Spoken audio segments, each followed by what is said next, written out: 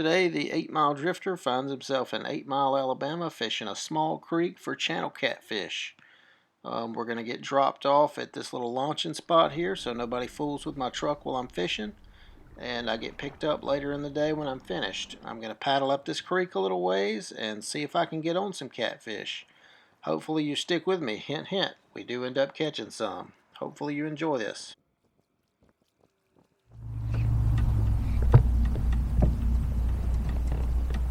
Okay.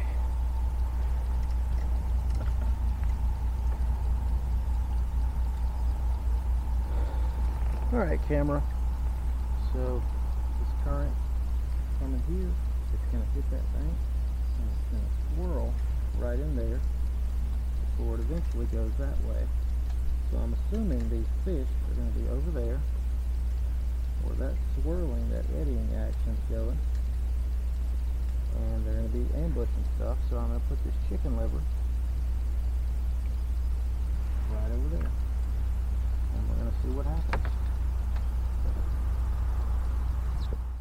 At this point, I've been fishing maybe 5 minutes. I've had a few bumps, and we're about to get another little bump here. Let's see what we get.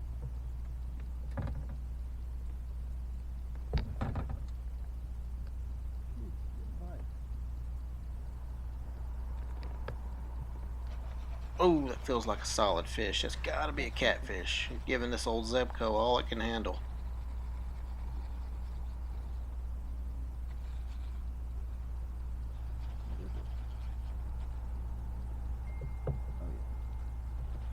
Good little cat daddy. Come on in, little cat daddy.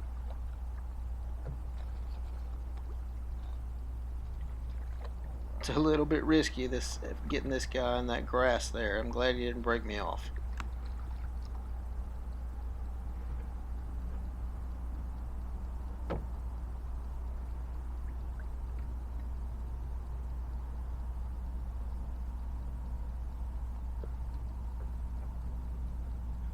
Alright, that's a pretty decent sized cat. That one's going to go in the ice box and should fry up good later. Yes, sir.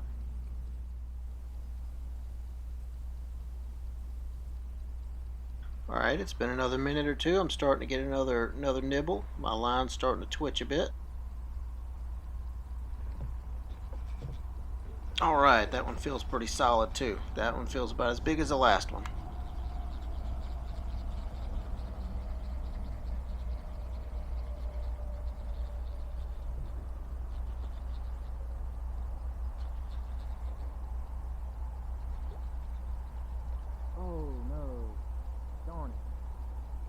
Ah, that's just how it goes sometimes.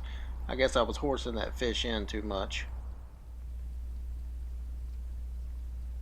So I'm having a very unique and good problem today. I can't even tie up my other lines because I keep getting bites so fast. I've only been here maybe 15 minutes and I just keep getting bite after bite.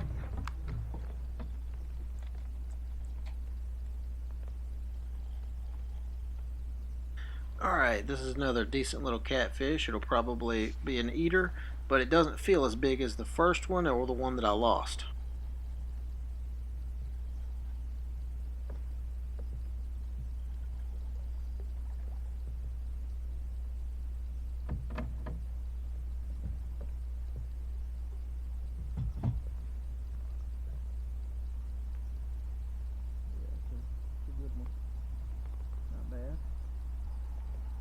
Alright, in this next scene here, I'm going to zoom in on what I'm using to fish with, my rig.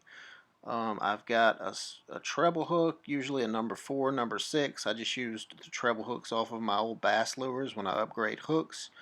And about 1.5 feet above that treble hook, I have a pretty big split shot. I don't know the size of it, but it's pretty big. And I just mash that chicken liver on that treble hook. And this is what happens if you make a too aggressive of a throw. Your chicken liver goes out and your hook goes somewhere else, so you kind of just have to softly lob it.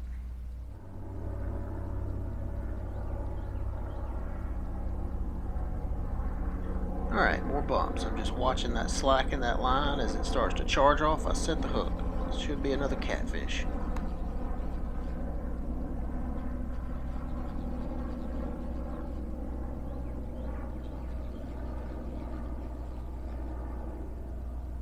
So that pole off to the left there, I'm seeing it bob a little bit. The line's starting to run off on it, so it's got a live worm. So I've got a live worm off to the side, and I'm fighting a catfish now. So I'm gonna have to make a judgment decision here. It's kind of interesting.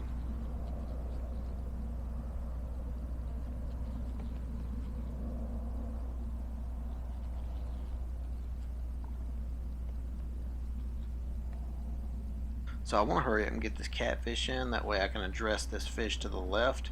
I don't think it's that big because it's not yanking the rod out of the boat, but I don't want it to sit there and swallow the hook either. So I'm kind of in a weird spot.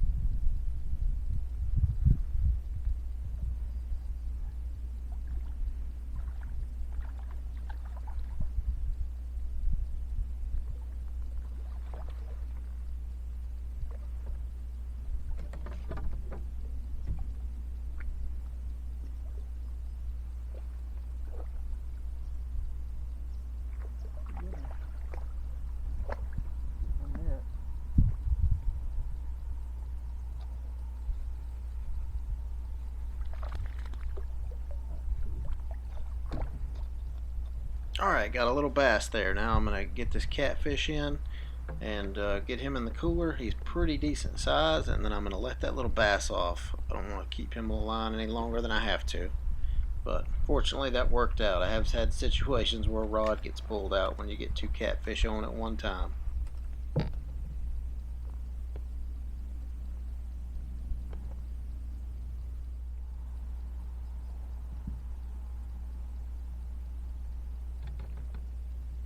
The action slowed down just a little bit. It's probably been about 20 minutes since my last bite, but I've got more line jumping going on now.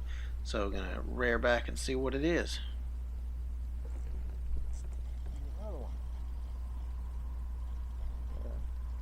Keep him on the line.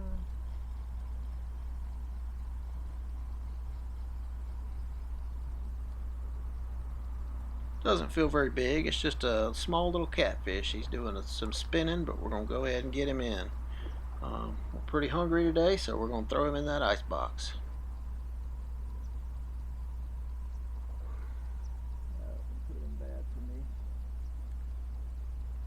Alright, sometimes getting these catfish and these treble hooks undone can be a little bit of a pain in the butt. That's why you got to have pliers.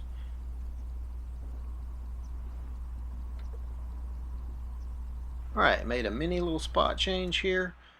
Just a couple turns down the creek, but it doesn't pay off. I spend most of my time hung up.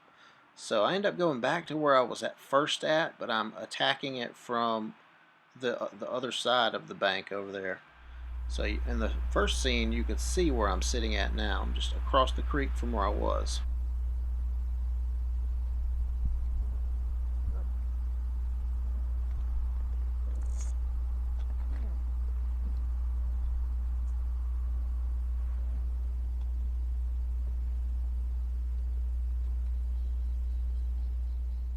So something interesting is going on here. I'm throwing into the same areas that I was from the other side of the creek, but doing it at this different angle. I seem to get hung up every single cast. Both of my catfish rods are hung up, and I end up breaking this line off.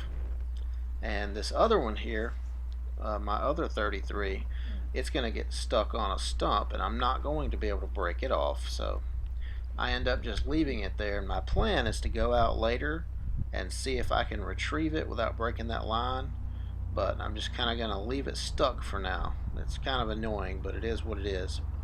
And I'm going to use my live worms that I dug to try to catch some brim straight ahead around all that down trees and limbs over there on that bank.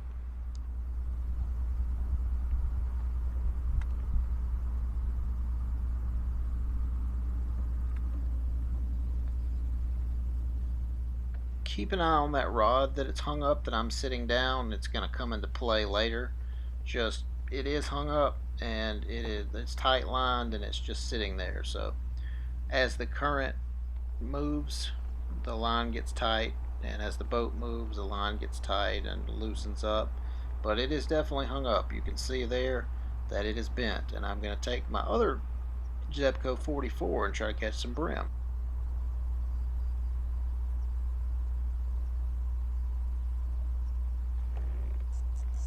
Alright, and this is on the live worm that I've thrown next to some trees and bushes.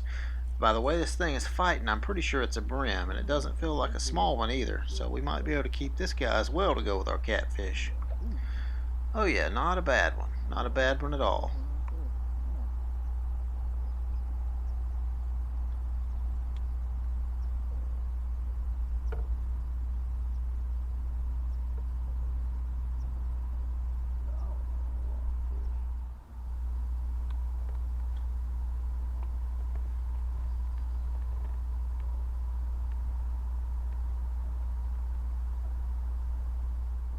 Alright, so I think we've got some of these big brim figured out. I'm getting bit pretty consistently, but I didn't dig that many worms.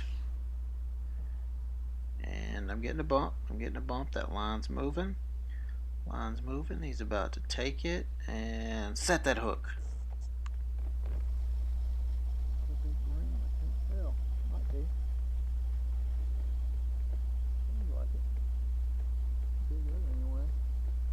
Alright, not a giant, but he'll add to the meal. Good little addition.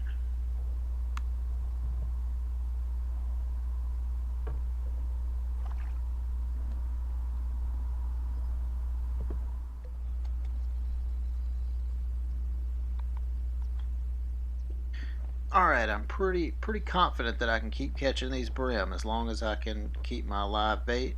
So that's what I'm dialed into. So I'm gonna keep doing that. But look at that rod I said was hung up earlier. Watch. Oh, it's bumping, it's bumping. What is that? Oh my good, that rod was hung up and now it's got a fish on it. I have no idea what this is. I assume it's a catfish, but I don't know. Let's see. Gotta get him. He feels pretty big. This is crazy. I don't think I've ever had that happen with catfish before, where you're hung with a treble hook on a stump or a log or whatever it is down there, and all of a sudden he comes up and unsticks it and hooks himself. This is just wild.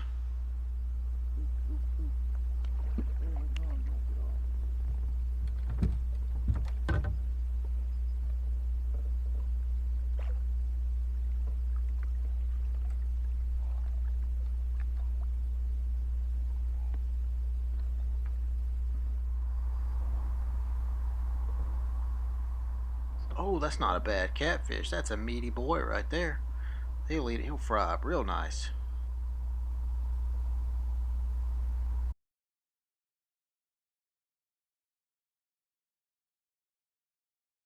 Alright, I more or less run out of bait after that last fish, so this is just a quick little shot of me doing a little bit of paddling back. My rod's coming to pick me up, so this is going to end it for today.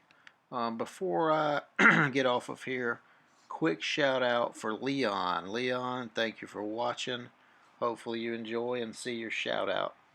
And this is the outro right here. Okay, so this is the outro. Hopefully you enjoyed it. We got some decent little channel cats. They're gonna fry up pretty good. Thanks for watching.